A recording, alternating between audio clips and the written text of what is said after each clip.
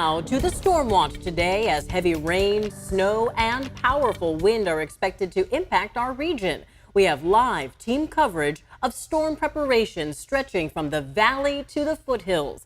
Let's check in now with Chief Meteorologist Monica Woods, who is tracking conditions. A messy evening commute, Monica. Yeah, there's no two bits about it. This storm is here, as you can see, moving on shore as we headed into the afternoon. The heaviest rain yet to come, so I know it's felt like downpours at times, and we still have some bands of rain working its way in from the coast here. You can see for Fairfield and Vacaville some moderate rain, as well as Woodland and Davis. Northern San Joaquin Valley, some lighter showers, but certainly rain falling all the way through the foothills and for much of the lower Sierra. Snow just now starting to pick up near Donner. As you can see with our radar right here, we've got the image as that snow starts to impact parts of the Sierra. Now, snow level is still pretty high, but those storm lines will be coming down. That snow line will be coming down. Multiple storm watches out, flood watch, wind advisory, as well as our winter storm warning now in effect. We've been talking about this all week long. As far as the winds, sustained at about 20 to 25 miles per hour through the Sierra, 30 mile per hour wind from Marysville with wind gusts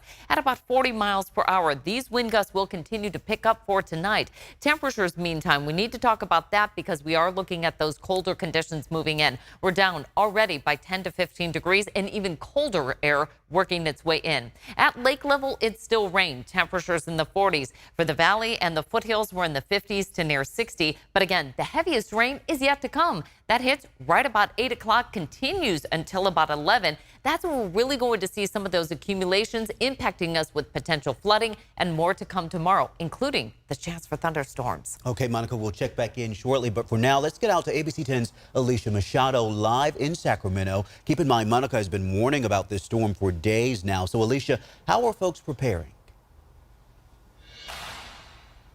Well, Chris, just a bit of a sprinkle coming down here in Land Park right now. But as you heard Monica say, this rain and winds are expected to pick up as the night continues. Out here, though, the big concern from local officials that I spoke with for this storm as it picks up is going to be localized flooding, as well as downed trees and limbs like you can see right here. We found crews who were out around Sacramento earlier today clearing up debris and fixing up trees that could be a problem, also clearing any drains ahead of this storm. Crews hard at work clearing trees in Sacramento as stormy weather comes our way. Clouds darkening the sky Wednesday as a storm is expected to bring rain and strong winds, the heaviest forecasted to come in overnight. Those winds creating concern for trees or limbs to come down that could lead to possible power outages. We're in a good position for this storm because we have been preparing all year long. We've got extra crews on hand. Last year's storms around New Year's brought down trees across Sacramento. And although this one isn't expected to be as strong, crews working ahead to keep the trees from becoming a problem. Also clearing drains, as the storm could cause flooding. And residents can also help make sure drains are free of debris. So before the rain falls, get out in front of your property, clear the gutters, and make sure that there's only rain down the drain. Sacramento County residents filling up sandbags, one scoop at a time to prepare. It's better to be safe than sorry. We have more than enough. So if anybody of our neighbors needs some. Last year, floodwaters flowed through parts of Sacramento County, streaming into the Wilton area and covering part of Highway 99, floods that proved deadly. While officials tell us the rivers aren't expected to be a problem this storm, Sac Metro fire crews are ready to respond if swift water rescues are needed this season, also urging residents to heed this important warning. If you do encounter standing water, don't drive through it, turn around. We say turn around, don't drown, because we can't tell you how many times we've had vehicles that go through standing water. They get stuck, now they're trapped, and they need us to come out to rescue them. A very important warning there. Can't stress that enough. And Sac Metro Fire says if you live in a flood-prone area, make sure to have an evacuation plan. Figure out 2 routes in order to get out of your neighborhood if floodwaters do end up coming down or you get that evacuation call from our emergency responders. Also, if you do see floodwaters, call 311. Chris, Laura? That's right. We're not trying to scare people. We just want everyone to be prepared. Alicia, thank you. Meanwhile, we do have team coverage tonight with ABC 10's Devin Truby. She is live in Eldorado County. And Devin, they're expecting a lot of rain, something like an inch at least, right? Yeah, that's right, Chris. It's one of the top concerns. It is trying to rain right now, but we're just getting a few drops, which is giving residents some last-minute time to get their sandbags. You see even some first responders that are getting their sandbags right now here at the Cameron Park Station. Residents just hoping not to repeat what happened to them last year on New Year's.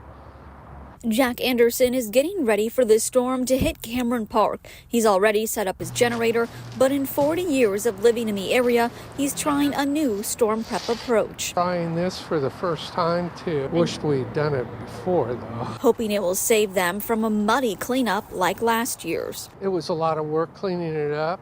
Water's pretty expensive up here in Eldorado County. It's right, Chris Rivero has made an investment before the storm. After last year, he's built a retaining wall to block some of the water. He's built a wall of sandbags against his garage, hoping to not have to clear out 4 inches of water again this year. 3 days after we moved into the house. Yeah, so New Year's Day. Not a great New Year's. For years, he and fellow neighbors have been complaining about Deer Creek flowing through their neighborhood. Rivero lives alongside it. The Department of Transportation was out here and cleaned about 15 feet, dredged about 15 feet on both sides of the road here. So that was nice to see because this is a bottleneck, but they haven't done anything else the entire length of the creek. And that's very concerning because there was a lot of debris that was washed into the creek from the floods last year. Eldorado County Fire is gearing up, bringing in the higher-up all-wheel drive vehicles for swift water rescue. It's fresh in our minds with the impacts that we saw last year in our communities. Chief Tim Cordero is using Cal OES funding to upstaff 6 additional engines, 18 firefighters, 4 officers with swift water rescue. You know, the predictions are potentially winds gusting 30 to 40 mile an hour, and so the impact to the trees and power lines and roadways, that's kind of our primary concern right now. Swiftwater Rescue anticipates most rescues will be for drivers on the roadways.